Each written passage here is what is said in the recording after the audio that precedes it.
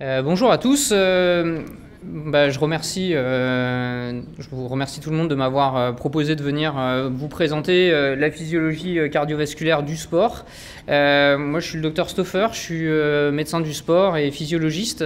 Je suis le chef de service des explorations fonctionnelles respiratoires, de la médecine du sport et de l'activité physique à l'hôpital de la Croix-Rousse.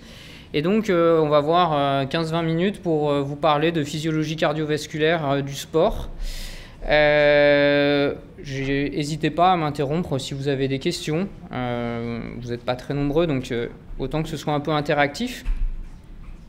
Le plan va être relativement simple. Je vais faire une brève introduction sur le système cardiovasculaire, des rappels d'anatomie, la physiologie générale du système cardiovasculaire, et puis après, la dernière partie est vraiment celle qui va, je pense, le plus vous intéresser, qui consiste à parler des réponses à l'effort.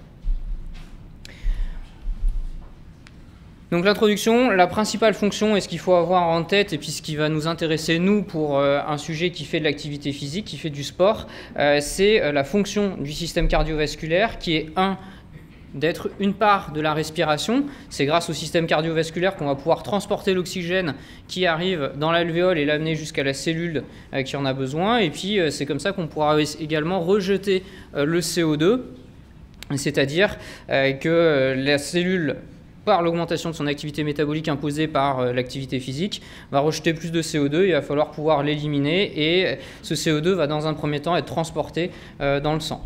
Mais ce n'est pas la seule fonction du système cardiovasculaire qui nous intéresse lorsque l'on fait un effort. Le système cardiovasculaire, il va également aider dans le métabolisme cellulaire, puisque c'est lui qui va transporter les nutriments. De la même manière qu'il transporte l'oxygène et le CO2, il transporte également les nutriments.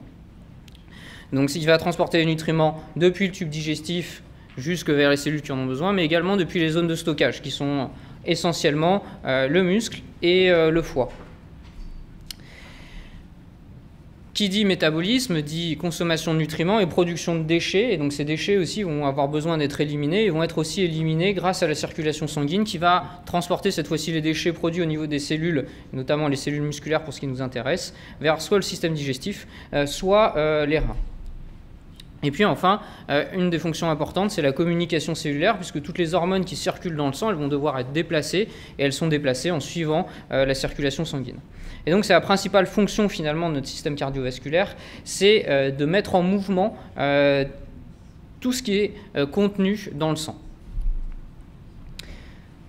Très brièvement, retenez qu'il y a trois composantes finalement de ce système, c'est qu'il y a un système qui est fermé, On a une pompe avec un circuit, des tuyaux tout simplement qui sont les vaisseaux, et puis à l'intérieur de ces vaisseaux circule du sang. Donc à chaque fois que vous allez avoir une augmentation de l'activité physique, chaque fois que vous avez une augmentation de votre activité musculaire, vous augmentez le métabolisme de vos cellules. Et donc ça va imposer que votre système cardiovasculaire y réponde à cette demande et qu'il mette en adéquation les besoins de vos cellules avec les apports qu'il va permettre. Donc très brièvement, là aussi, quelques rappels d'anatomie. Vous vous souvenez, le cœur, il est situé dans le thorax, un muscle creux, 4 cavités. Il fait à peu près la taille d'un poing fermé et il fait environ 300 grammes. On va passer peut-être un peu plus de temps là-dessus. Le cœur, il faut considérer ça comme une pompe avec deux systèmes de circulation. Une circulation pulmonaire à basse pression, une circulation systémique à haute pression. En bleu, vous avez le sang désoxygéné qui provient de la veine cave inférieure. Ouais, si, c'est bon. Qui va provenir de la veine cave inférieure et de la veine cave supérieure, qui arrive dans l'oreillette droite, qui va franchir la valve tricuspide pour se retrouver dans le ventricule droit et qui va sortir par le tronc pulmonaire et puis déboucher dans les artères pulmonaires. Il va aller au contact des alvéoles pour s'oxygéner, il va revenir par les veines pulmonaires à l'intérieur de l'oreillette gauche, puis il passe la valve mitrale, le ventricule gauche, et il ressort dans la circulation systémique à haute pression par l'aorte. Donc quelques éléments de physiologie générale. La première des choses, c'est que le cœur, il va avoir une activité mécanique qui est commandée électriquement. Pourquoi c'est commandé électriquement? Ça permet la bonne synchronisation de toutes les cavités, les unes par rapport aux autres, de manière à fournir le meilleur débit possible. Et donc, ce qui va jouer le rôle de circuit électrique, c'est ce qu'on appelle le tissu nodal. Donc, ce tissu nodal, il est composé, comme son nom l'indique, de cellules nodales, qui sont des cellules cardiaques qui ont certaines particularités. La première, c'est d'être peu contractiles. Donc, ce n'est pas des cellules qui vont servir à l'activité mécanique. Elles sont génératrices, c'est-à-dire qu'elles peuvent être à l'origine de potentiels d'action. Elles vont jouer le rôle de pacemaker. Et puis, elles vont être conductrices, puisqu'elles vont également permettre de transmettre les potentiels d'action et transmettre le courant électrique dans le tissu nodal. On va avoir ça va s'organiser selon différentes structures d'un point de vue anatomique, en un nœud, des faisceaux et un réseau.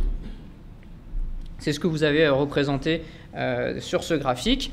Très brièvement, l'influx chez un sujet sain naît du nœud sinusal. Il va passer par le nœud auriculo-ventriculaire qui va jouer le rôle de filtre. Et puis ensuite, le courant électrique va se propager le long du faisceau de His et puis vers chacun des ventricules. L'intérêt de tout ça, donc là vous avez à nouveau représenté le cycle de dépolarisation et de repolarisation à l'intérieur du cœur. Donc on a en premier la dépolarisation au niveau des oreillettes. Ensuite, cette dépolarisation va se transmettre au ventricule. Pendant ce temps-là, les oreillettes se repolarisent. Vos ventricules se dépolarisent, puis commencent à se repolariser à partir de la pointe du cœur, et puis jusqu'en remontant, en suivant toujours le même trajet. Ce qu'il faut retenir, c'est que la contraction cardiaque, elle intervient à la fin de la phase de dépolarisation. Que la contraction d'une cavité cardiaque, ça va avoir pour effet d'augmenter la pression à l'intérieur de cette cavité. Le sang, il va toujours s'écouler d'une zone de forte pression vers une zone de basse pression. Et donc, vous comprenez bien que tout l'intérêt de ce circuit électrique, c'est de synchroniser ces différentes phases de manière à ce que la pression dans une cavité augmente par rapport à la cavité qui suit ou alors le réseau vasculaire qui suit, de manière à ce que le sang puisse être éjecté. Et donc, tout l'intérêt de ce système électrique, c'est la synchronisation et pour permettre l'activité mécanique optimale et la genèse d'un débit cardiaque le plus adapté possible. Donc sur ce graphique, vous avez de représenter cette fois-ci l'activité mécanique du cœur qui découle de l'activité électrique. Toujours pareil, vous avez le remplissage. La phase de remplissage, c'est la phase qu'on appelle la diastole. La phase de vidange, c'est celle qu'on appellera la phase de systole. Vous avez donc des diastoles auriculaires, le moment où les oreillettes se remplissent, et des diastoles ventriculaires, le moment où le ventricule se remplisse. Je repasse très vite là-dessus. On l'a vu sur les rappels d'anatomie, le circuit qu'emprunte le sang dans les cavités cardiaques. Donc l'objectif final, c'est de générer un débit cardiaque. Ce qu'il faut que vous reteniez, c'est que le débit cardiaque, c'est le produit du volume d'éjection systolique par la fréquence cardiaque. Le volume d'éjection systolique, c'est la quantité de sang qui sort du ventricule gauche à chaque contraction cardiaque. Et donc le volume d'éjection systolique, c'est le rapport. On va parler de fraction d'éjection systolique, qui est le rapport entre le volume d'éjection systolique et le volume d'éjection télédiastolique, c'est-à-dire à la fin de la diastole. Et ce rapport, il est de 55%, c'est-à-dire qu'à la fin de la contraction de votre ventricule gauche, il n'y a que 55% du volume de sang qui était contenu dans votre ventricule qui est éjecté. Très brièvement, le réseau vasculaire, puisque c'est le réseau d'aval de votre pompe. Votre pompe va éjecter du sang dans le réseau vasculaire. Il faut assimiler ça à des canalisations qui ont la particularité de pouvoir modifier leur diamètre. Le réseau, il est extrêmement long. Si on mettait tout bout à bout dans le corps humain chez un adulte, on approcherait les 100 000 km. Une des particularités très importantes, c'est que comme vous avez un écoulement de fluide à l'intérieur d'un vaisseau, à l'intérieur d'un conduit, cet écoulement, il va être soumis à des résistances. Et donc le débit cardiaque, ça va être le rapport entre la différence de pression à l'entrée et à la sortie du circuit, divisé par les résistances. Donc vos vaisseaux vont exercer une certaine résistance à l'écoulement, Et plus vous aurez un gradient de pression important entre l'entrée et la sortie, plus vous aurez un débit cardiaque qui sera important. Ces résistances, elles peuvent être modifiées, et notamment elles sont modifiées par le diamètre de vos vaisseaux. Plus un vaisseau se dilatera, plus on aura une vasodilatation importante, plus on diminuera les résistances, et donc plus on aura un écoulement sanguin important, plus on aura un débit cardiaque important, à même niveau de pression. La pression artérielle, qui est un peu la résultante, vous mettez un certain débit cardiaque dans un réseau, ça va générer une pression à l'intérieur de ce réseau. Et la pression artérielle, c'est réellement la force motrice, et c'est celle qui va être responsable de l'écoulement du sang dans le réseau. Maintenant, on va passer un peu plus de temps, après tous ces rappels, sur vraiment ce qui nous intéresse principalement, sont les réponses à l'effort. Donc pourquoi le débit cardiaque augmente lorsque l'on fait un effort? C'est pour assurer les besoins métaboliques musculaires qui augmentent lorsque vous faites un effort. Lorsque vous faites un effort, vous augmentez l'activité musculaire, vos muscles ont besoin de se contracter, soit plus vite, soit plus fort, ou les deux en même temps, et donc ils vont consommer plus d'ATP. Et pour resynthétiser l'ATP, vous avez besoin à la fois d'oxygène et à la fois de substrat énergétique, notamment lorsque on utilise le métabolisme aérobie. Et on va pouvoir observer de très grandes accélérations du débit cardiaque, puisque le débit cardiaque au repos, on estime qu'il est autour de 5,5 litres par minute, et puis il va pouvoir monter chez les très grands athlètes entraînés en endurance jusqu'à 40 litres minute. Alors ce que je vous explique, ça a été théorisé par l'équation de Fick. Et l'équation de Fick, ce qu'elle dit, c'est que la VO2, c'est-à-dire votre consommation d'oxygène à un instant T, elle dit qu'elle est égale au débit cardiaque multiplié par la différence artério-veineuse en dioxygène. C'est assez logique, la quantité d'oxygène que vous consommez à un instant T, c'est égal à la quantité d'oxygène que vous amenez à la cellule, moins la quantité d'oxygène qui repart de cette cellule. Et donc le débit cardiaque multiplié par la différence artério-veineuse en dioxygène. Et donc comment va se modifier votre débit cardiaque lorsque vous faites un effort? Donc le débit cardiaque, il augmente d'autant que l'intensité de l'effort est importante, d'autant que vous avez besoin de consommer de l'oxygène. Le débit cardiaque, au maximum, il va être autour de 25 litres minute chez un sujet non entraîné, un sujet sédentaire, et il pourra aller jusqu'à 40 litres minute chez un sujet très entraîné. Sur le graphique de droite, vous avez l'évolution du débit cardiaque en fonction de l'intensité de l'effort, et là, ce qui a été choisi pour monitorer l'intensité de l'effort, c'est la consommation d'oxygène. Vous voyez que donc on pourrait très bien imaginer que cette mesure elle a été faite pendant une épreuve d'effort à charge croissante, et donc on augmente l'intensité de l'effort, et vous voyez que le débit cardiaque augmente. La seule chose, c'est qu'il n'augmente pas de façon linéaire. Vous voyez que dans les premiers temps, on a une augmentation qui est plutôt rapide, un peu linéaire, et puis après, on ralentit cette augmentation, on pourrait assister quasiment à un plateau. Et bien pourquoi ça se passe comme ça? C'est parce que le débit cardiaque, il est composé de deux paramètres, le volume d'éjection systolique et la fréquence cardiaque. Le débit qui est généré par cette pompe, c'est le produit du volume qui est éjecté à chaque contraction cardiaque, multiplié par le nombre de contractions que l'on a par minute. Et sur ce graphique, vous avez le débit cardiaque décomposé, toujours pareil, lors d'une épreuve d'effort à charge croissante, même chose, vous avez l'augmentation de la consommation d'oxygène. Ce que vous voyez, c'est que la fréquence cardiaque, elle augmente parfaitement linéairement. C'est pour ça que c'est un bon paramètre pour monitorer l'intensité d'un effort. Pourquoi on utilise des cardiofréquencemètres lorsque l'on veut monitorer l'intensité d'un effort? C'est parce qu'on a une augmentation linéaire de la fréquence cardiaque en fonction de l'intensité de l'effort. Et on sait que donc à telle fréquence cardiaque, on se situe à telle intensité d'effort. En revanche, pour le volume d'éjection systolique, vous voyez que ce n'est pas tout à fait la même chose. On a dans un premier temps une augmentation linéaire, puis après l'augmentation est extrêmement faible. On atteint un plateau.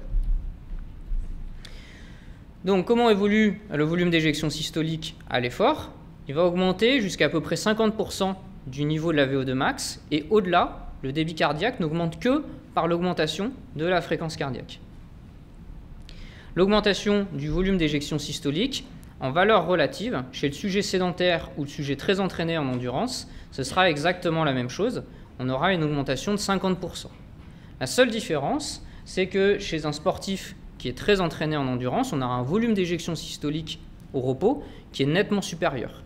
Ce qui explique que lorsque vous avez un sujet sédentaire, le volume d'éjection systolique il va passer de 50 au repos à 100 au maximum. contre un passage de 100 à 200 chez le sportif. Donc vous voyez que ça permet d'accélérer quand même nettement plus fort le débit cardiaque chez le sujet sportif qui est entraîné en endurance. Une des conséquences de tout ça, c'est que le sujet qui est entraîné en endurance, vous l'avez tous remarqué, il a une fréquence cardiaque de repos qui est plus faible. Pourquoi il a une fréquence cardiaque de repos qui est plus faible? Parce qu'il a un volume d'éjection systolique de repos qui est plus important. Et donc il peut se permettre, comme à chaque contraction, il éjecte une quantité de sang plus importante, il peut se permettre d'éjecter moins souvent le sang, d'avoir une fréquence cardiaque plus faible. Alors maintenant, si on s'intéresse à la réponse à l'effort de la fréquence cardiaque, ce qu'on a vu, c'est qu'on avait une augmentation qui était parfaitement linéaire en fonction de l'intensité de l'effort. Mais la pente, le coefficient directeur de la droite qui représente l'évolution de la fréquence cardiaque en fonction de l'intensité de l'effort, vous voyez que ce n'est pas la même entre, en rouge, un sujet qui est plutôt sédentaire et en vert, un sujet qui est entraîné en endurance. Donc vous avez tous les deux sujets qui ont des âges relativement proches. Ils vont tous les deux atteindre la même fréquence cardiaque maximum.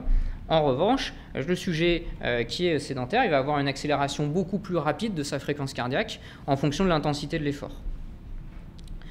Donc, plus vous êtes entraîné en endurance, plus vous allez pouvoir aller loin dans l'intensité de l'effort, mais vous allez atteindre la même fréquence cardiaque maximum. On y viendra à la fin de la présentation, mais l'entraînement n'a aucun effet, ou très peu d'effet, sur la fréquence cardiaque maximum. En revanche, ce qui va se passer, c'est qu'à même intensité d'effort, vous voyez là une consommation d'oxygène de 1 litre minute, vous voyez que la fréquence cardiaque du sujet entraîné, elle est beaucoup plus faible que celle du sujet qui est sédentaire.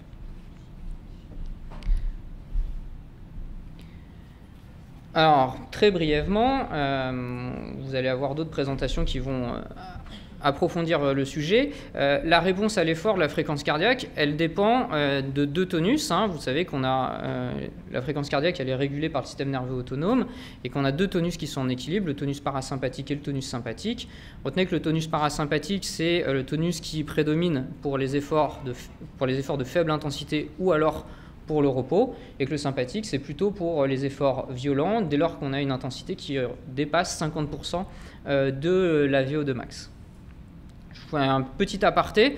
Bon nombre d'entre vous ont sûrement des montres connectées qui calculent des périodes de récupération après un effort. Ces montres connectées, elles fonctionnent sur la variabilité de la fréquence cardiaque, et notamment de l'intervalle RR. Et c'est ce qui permet en fait d'avoir une idée du tonus de la balance sympatho-vagale, c'est-à-dire de l'équilibre entre le tonus sympathique et le tonus parasympathique. En gros, lorsque vous faites un effort, et notamment un effort très intense, vous augmentez votre tonus sympathique, vous stressez votre système nerveux autonome, et ça, votre montre cardiofréquence-mètre, elle est capable de le mesurer, et plus vous avez stressé votre tonus sympathique et plus vous avez détérioré le tonus parasympathique, plus vous avez besoin d'une période de récupération longue. Donc c'est comme ça que ça marche sur vos montres cardiofréquence-mètre. Donc dans notre équation de Fick, on a vu que le débit, la consommation d'oxygène, elle était égale au débit cardiaque multiplié par la différence artério-veineuse en dioxygène. Donc comment évolue cette différence artério-veineuse lorsque l'on fait un effort? Eh bien, ce que vous voyez, c'est ce que vous avez de représenté sur ce graphique. Donc c'est toujours la même chose, c'est toujours en fonction de l'intensité de l'effort. Donc on peut très bien imaginer, encore une fois, un effort à charge croissante. Vous voyez que la consommation d'oxygène augmente, donc l'intensité de l'effort augmente. Et vous avez votre concentration artérielle en dioxygène qui augmente très légèrement. Elle augmente très légèrement en fonction de l'intensité de l'effort parce qu'on voit apparaître une légère hémoconcentration. Mais si on maintenait le volume plasmatique, on n'aurait pas de modification. Et puis vous voyez que la concentration veineuse en dioxygène, elle baisse grandement, ce qui fait que le gradient, la différence artério-veineuse en dioxygène, va augmenter à l'effort. Autrement dit, lorsque vous faites un effort, non seulement vous déplacez plus vite le sang et l'oxygène, mais vous extrayez également mieux l'oxygène du sang.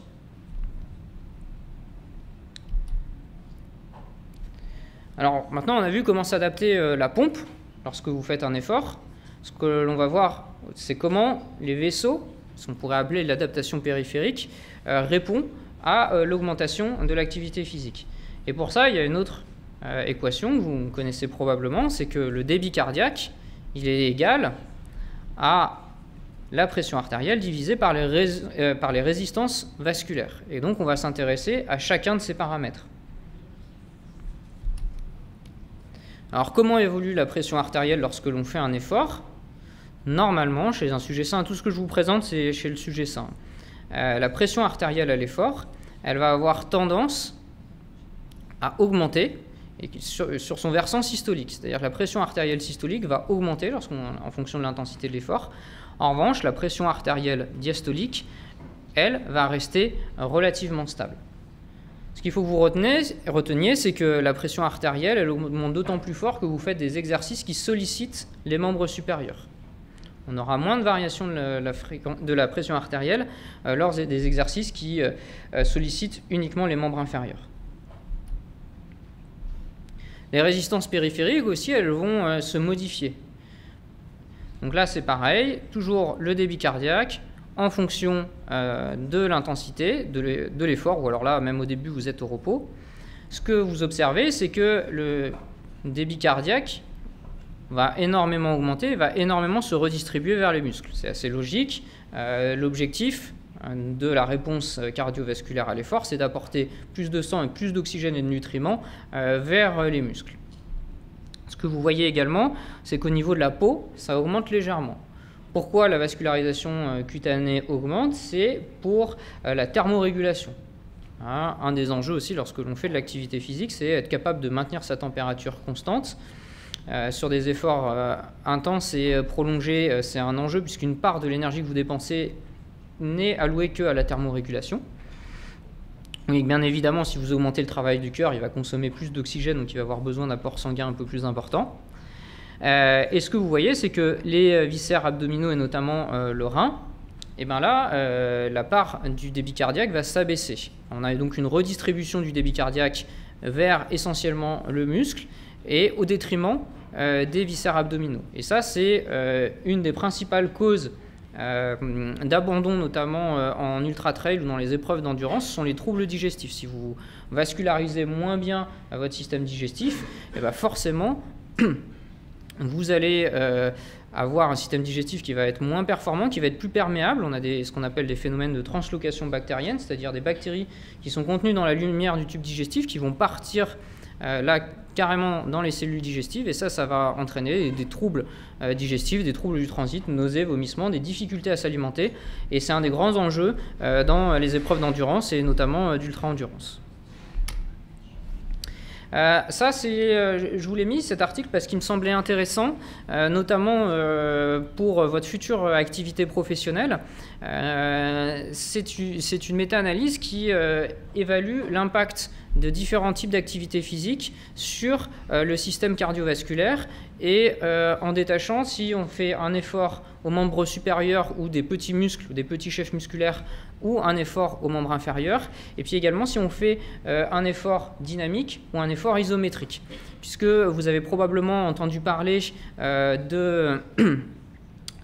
d'une contre-indication. En fait, jusqu'à présent, on avait tendance à contre-indiquer les efforts isométriques, puisqu'on disait qu'ils augmentaient énormément la pression artérielle et qu'ils étaient dangereux pour le système cardiovasculaire. Et finalement, dans cette méta-analyse, ils ont repris la plupart des études qui ont été faites sur cette thématique, et c'est ce que vous avez de représenté. Si on s'intéresse dans un premier temps aux membres supérieurs, vous voyez qu'aux membres supérieurs, les deux augmentent la pression artérielle, qu'on fasse de l'exercice dynamique ou l'exercice isométrique, et avec plutôt une augmentation qui est équivalente en termes d'augmentation de la pression artérielle. Donc finalement, la première des choses, ça laisse à penser que faire de l'isométrique ou du dynamique, c'est pas plus à risque sur le système cardiovasculaire, notamment en termes de pression artérielle, si vous faites du dynamique, bien sûr, vous avez une activité motrice qui est plus importante, une activité mécanique qui est plus importante, donc vous augmentez plus votre fréquence cardiaque. Le volume d'éjection systolique est peu modifié. Du coup, forcément, le débit cardiaque, il est plus augmenté, puisque vous augmentez plus votre fréquence cardiaque. Et ça a soit pas d'effet, soit une légère baisse sur les résistances vasculaires périphériques. Tandis que, ça c'est la seule grosse différence qu'on ait, lorsque vous faites un exercice isométrique, donc cette fois-ci en résistance au niveau du membre supérieur, vous allez augmenter les résistances périphériques. Si on s'intéresse maintenant aux membres inférieurs, eh ben, c'est pareil, hein, aux membres inférieurs, qu'on fasse un exercice dynamique ou isométrique, finalement, en termes de pression artérielle, les études sont assez discordantes. Il y a des études qui vous disent que l'isométrique augmente la pression artérielle, d'autres que ça baisse, enfin, que ça augmente moins la pression artérielle, et d'autres qui disent qu'il n'y a pas de différence entre isométrique et dynamique. Donc finalement, si on regarde, on a à peu près la même chose que ce qui se passe aux membres supérieurs. C'est-à-dire que si vous faites du dynamique, bah, vous augmentez plus votre fréquence cardiaque. Il y a peu de différence en termes d'augmentation du volume d'éjection systolique et que bien évidemment, bah, le débit cardiaque va être plus augmenté lorsque vous faites un exercice dynamique. Et sur les résistances vasculaires périphériques, bah, là pareil, on revoit le comportement opposé, c'est-à-dire que les résistances périphériques augmentent lorsque vous faites un exercice isométrique, tandis qu'elles baissent lorsque vous faites un exercice dynamique. Donc voilà, ça veut juste dire que bien sûr, il faut rester prudent lorsqu'on fait un exercice isométrique, mais que finalement, la preuve que ce soit très délétère pour le système cardiovasculaire, quand on regroupe un peu toutes les études, elle n'est pas si certaine que ça. On va finir par les effets de l'entraînement, à quel point le fait de s'entraîner en endurance permet de modifier le système cardiovasculaire. La première des choses, c'est quand on s'entraîne. Imaginons, on prend un sujet qu'on a entraîné pendant 8 semaines, qu'on l'a entraîné en endurance, et on va voir comment il se comporte à l'effort sous-maximal. À l'effort sous-maximal, le débit cardiaque va être non modifié. C'est-à-dire qu'un patient, on va prendre un cycliste, vous prenez un cycliste, vous l'avez entraîné pendant 8 semaines en endurance, vous le remettez à 150 watts, et bien 150 watts, après 6 à 8 semaines d'entraînement, il aura toujours le même débit cardiaque. En revanche, il aura une meilleure efficience, c'est-à-dire qu'il aura une fréquence cardiaque qui sera plus faible. Pour maintenir ce même débit cardiaque, plutôt que d'accélérer énormément la fréquence cardiaque, il aura une fréquence cardiaque un peu plus faible et un volume d'éjection systolique plus important. L'autre chose, c'est qu'il aura aussi créé plein de nouveaux vaisseaux, plein de capillaires au niveau de ses muscles, et ça lui permettra d'extraire plus facilement et mieux l'oxygène. Qu'est-ce qui se passe à l'exercice maximal? Le débit cardiaque maximal, il va être augmenté. Alors encore une fois, retenez bien que la fréquence cardiaque maximale, elle évolue que très peu. Donc vous avez beau vous entraîner très fortement, vous n'augmenterez pas votre fréquence cardiaque maximale, mais comme vous avez fait progresser votre volume d'éjection systolique, et bien forcément le débit cardiaque maximal est augmenté. Et alors, quels sont les autres effets de l'entraînement et notamment des sports d'endurance? C'est que vous avez une augmentation de la masse sanguine. Alors pourquoi je parle d'augmentation de la masse sanguine et pas de concentration d'hémoglobine? C'est-à-dire que vous pouvez augmenter votre masse sanguine à même concentration d'hémoglobine. C'est pour ça que ce n'est pas forcément un bon paramètre pour évaluer la quantité d'hémoglobine. La masse sanguine, c'est la quantité en valeur absolue d'hémoglobine que vous avez dans l'organisme. Lorsque on fait de l'activité physique, vous l'avez vu, on a une redistribution du débit cardiaque et notamment on perfuse un tout petit peu moins bien ses reins et ça c'est interprété comme une hypoperfusion et ça va stimuler l'érythropoïèse et ça va permettre de fabriquer plus de globules rouges. Donc vous allez avoir une quantité d'hémoglobine qui sera plus importante. Cette quantité d'hémoglobine, pour maintenir une même concentration d'hémoglobine, si on veut avoir la même concentration, on va augmenter le volume de dilution de votre hémoglobine et donc on va augmenter le volume plasmatique. Et donc tout ça, ça a pour effet que finalement un sportif entraîné en endurance, il a un volume sanguin qui est plus important qu'un sujet sédentaire. Et une des conséquences de tout ça, c'est qu'un sujet entraîné en endurance, une des explications, c'est qu'il va avoir une augmentation des cavités droites. Et donc les sujets entraînés en endurance, et c'est quelque chose qu'on voit bien chez les cyclistes, ils ont des cavités droites qui sont dilatées et qui sont plus à risque de troubles du rythme cardiaque. Alors en conclusion, le système cardiovasculaire, c'est un système qui est fermé, dont l'objectif principal est de générer le débit cardiaque. Le débit cardiaque, c'est ce qui assure le transport de l'oxygène et du nutriment jusqu'aux cellules. Et chacun des composants du système cardiovasculaire va répondre à l'augmentation de l'intensité de l'effort. Et donc, on aura un débit cardiaque qui sera à chaque fois augmenté et qui permettra de répondre aux besoins musculaires. Est-ce que vous avez des questions? Eh bien, je vous remercie.